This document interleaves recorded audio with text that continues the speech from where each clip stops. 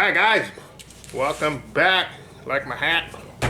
Out in the sun all couple of days watching the grandson play some baseball in 107-degree heat index. Oop. I got a little sun on my face.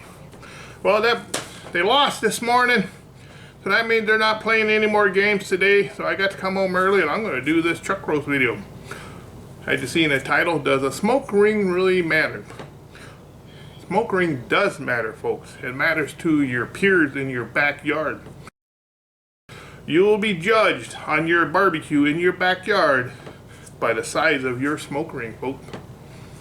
If you're just cooking for your family, smoke ring probably won't matter to them. But for your brother-in-laws, your no good brother-in-law from Illinois like this guy, your neighbor across the street, your buddies coming over with some beer, hey, you gotta impress them with knowing your backyard barbecue skill. In order to get a nice smoke ring, you have to create that chemical reaction. Alright? You have to have the right fuel source, you have the right air, you have to have everything just perfect in order to get that smoke ring. If you're not achieving a very good smoke ring, or no smoke ring at all, or maybe not doing something right, folks. Yes, smoke rings can be fake, but you ain't gonna get away with that in your backyard with your buddies. They'll see right through that. You gotta have really barbecue smoke ring.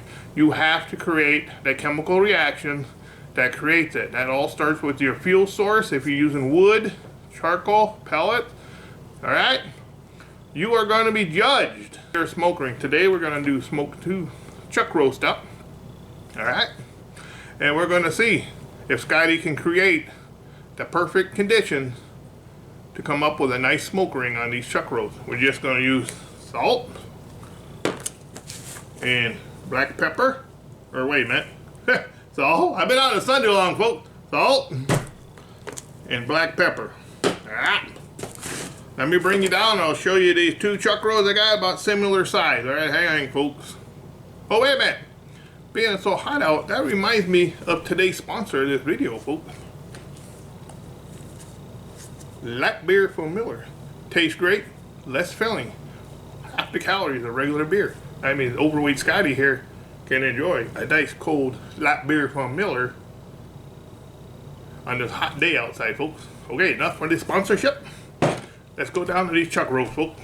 We're gonna be judged by a smoke ring, folks. Scotty has to put a decent smoke ring on there somehow, or even a little smoke ring. Let people know this wasn't cooked in an oven, folks.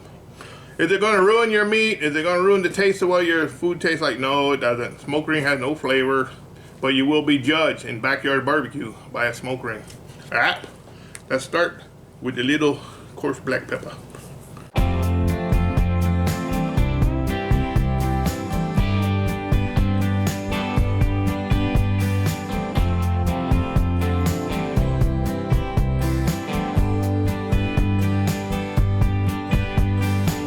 There you have it. Salt, salt, pepper, salt. I put salt in a little shaker container. Alright. No binders. Maybe your binder you're using is blocking the smoke from penetrating your meat. Or maybe you're running your smoker at too high a heat. You want to keep these chuck roasts under 140 as long as you can. Now we're going to put these back in the refrigerator. Let these all chill down. Now if you leave these out at room temperature for an hour or two, you might not get a smoke ring. You want to keep the temperature of this meat under 140 for as long as you can. Put a lot of smoke on it, folks. We're going to be using Weber searwood in the smoke setting. Alright? Let's go outside and fire up that Weber searwood. Weber searwood. Boy, I haven't even had a beer yet. I can't talk. I've got suffering the effects of heat stroke, folks. Alright, back in the refrigerator. Let's go outside and fire up that pit. Alright, guys.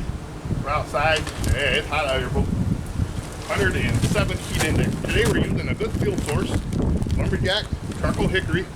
Alright, I've been using this like my fourth bag I've used so far. They're awesome. Alright, fill her up.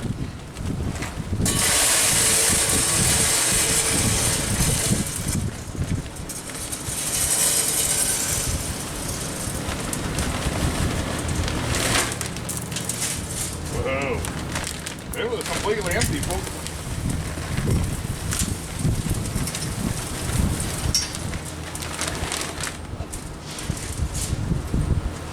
I would say lumberjack put a little more than 20 pounds in this bag.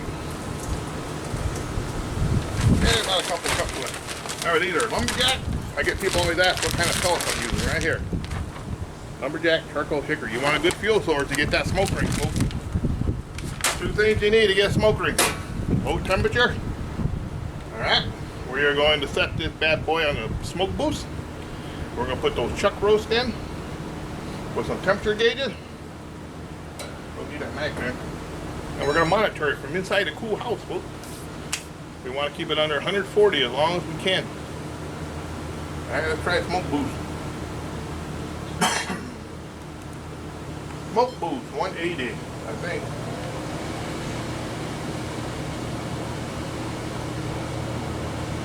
And 180. There we go, folks. Alright, now you want to let your Weber searwood hang out here for about an hour and a half. It's going to take them chuck roast about an hour and a half to cool down anyways. We had them out at room temperature for a while. We'll see you back here in an hour and a half when it comes time to put the chuck roast in. Alright guys, we got the 1 hour mark. Let me see if I can see what you're seeing. Let me turn that around. Alright, we're going to slap these chuck roasts in. No shortage of probes again today, folks.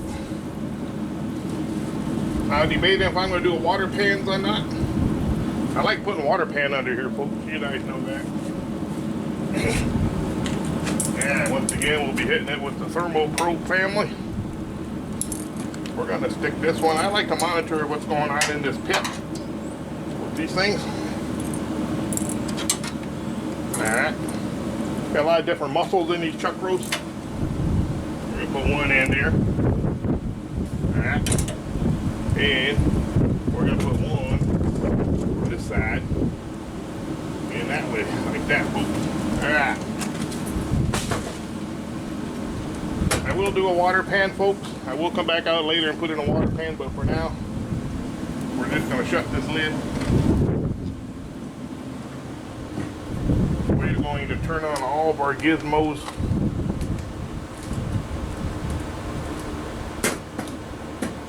Alright. Let them all settle down.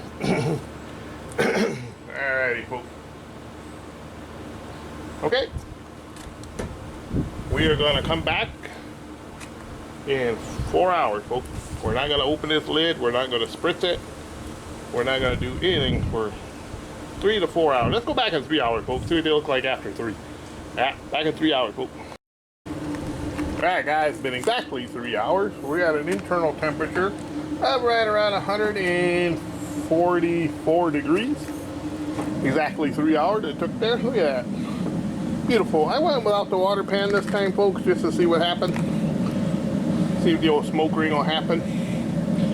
It's a little humid out today. That'll also affect your smoke ring. Humidity, air temperature, wind. A true pitmaster has to overcome all that stuff, folks. Get that smoke ring. I can tell by the red already that we're probably got a pretty decent smoke ring going. Alright. Yeah, you got fat rendering out of there, folks. We're on the smoke setting, which runs around 180 to 210, give or take. Now I think it's safe to just bump her up to 250 and let her ride. Oh, we gotta move this over there. No, that's fine, it won't hit it. Okay, bring it back here again when it hit the 100 and, let's go about 175, 180. I like to wrap these after it comes out of a little stall. Chuck roasts don't really stall too much, but we'll go. Alright guys, we have hit about 175 internal. Oh, they looking good. Look at that, folks. Beautiful chuck roast. Look at that, great color. I was gonna wrap them, but Scotty can't find his aluminum foil that he bought. Damn kid. So we're gonna go naked. We're not gonna wrap them. We're gonna run it up to about 195. That's beautiful. Beautiful mahogany color from Lumberjack pellet. My new love, Lumberjack charcoal hickory. I'm loving them so far. Alright, looking good. Fast rendering out, pulling pretty good on top. Sure love this too. We're doing a great job. But this video is all about smoke ring. So the smoke ring matters. Hang on, folks. Like my hat. hotter the heck out here, folks. That brings me up to today's sponsor. That beer from Miller. Always stay hydrated on these hot days, folks. Alright, we're out playing baseball with the grandson today. Whew. They won the championship last weekend, but got eliminated this weekend. Hey, that's fun though. Anyway, my opinion on a smoke ring is you get a nice smoke ring, that piece of meat has been smoked properly. Alright? Does it hurt the flavor? No. Smoke ring, you can't taste flavor. The meat's going to be fine. But your buddies in the backyard will judge you by your smoke ring, folks. Alright, we'll be back when these hit about 195. Alright, guys. There they are. The unwrapped chuck roast. We are sitting at 192. Which one's the 192 one? Alright, this one's the 192. The bigger one is the 185. So we're going to yank these off, bring them in the house, let them rest, and we'll slice them open, see what's going on in there, folks. Alright, folks, they've been resting. Let's see how we did on a smoke ring. Did I cook these good? Did we have the right fire, air, fuel mixture? Was the condition just right? Salt, pepper, garlic, or salt and pepper is all we use. You know, I've been tired, been out in the sun all day. Got the fat rendering out of there. You know, all these years, a lot of people have been cutting their chuck roast wrong. Not that it really matters. When you buy a chuck roast, it comes off a chuck roll, which is like this. And the grain runs this way. When they cut the chuck roast off, you lay it down there. Now you cut it this way, where you're cutting it with the grain and not against it, or whatever it is. And that's all. That's all I gotta say about that, folks. Not that it matters, but just a little fun fact for you, folks. Alright. Let's cut this little guy in half. And let's cut the big guy in half. Leave down in the comment section what you think about the smoke ring. It does not affect the flavor of your food one bit. You can't taste the smoke ring. Like I said before, it does show the people in your backyard, hey, you barbecued this, you didn't put it in your oven. Alright. Let's see how we did. Now this chuck roast has a very small smoke ring, but it does have a nice, well-deformed smoke ring. I mean, it ain't deep. Alright, let's see how this little guy did. Little guy the same way. So we got some type of a smoke ring there, folks. That's what you're looking for. See right there? That smoke ring? That means that everything was perfect. You got the right fuel, the right air, and you got the right conditions, the chemical reaction it takes to produce a smoke ring. Alright? Now, you don't get a smoke ring that deep or anything. That comes with all different kinds of protein. Every protein will take smoke different. Now, if you want a nice deep smoke ring, that usually comes on a brisket or a barbecue beef rib. Alright, like I was telling you about the grain. Now, if you cut your protein this way, and then you take it this way, let me move this out of the way so you can see, and then you slice it this way, like that, like this. That's a properly cut chuck roast right there, folks. And now, see the grain now? Now the grain is running the perfect way, so it's going to be nice and tender. Not that it really matters, but let's see how we did. Oh yeah, that's looking pretty good, folks. Let's try a piece. Still nice and juicy. Oh yeah. Tastes excellent. Salt, pepper, or just salt and pepper. Alright. So what do you think, folks? This is a fun video. Just talking about smoke ring. Not to poke fun at anybody that don't get a smoke ring. But as long as you got some type of ring to show your loved ones, hey, you did alright. Alright, that's about it. No, nothing more. Just leave a comment down below. Oh, look at how juicy that is, folks. That is beautiful. Yeah, I gotta try that little bark piece there. Yeah. Salt and pepper bark, folks. That bark's insane on these things. Oh man. Look at that smoke right there, folks.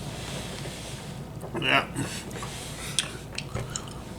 That's excellent.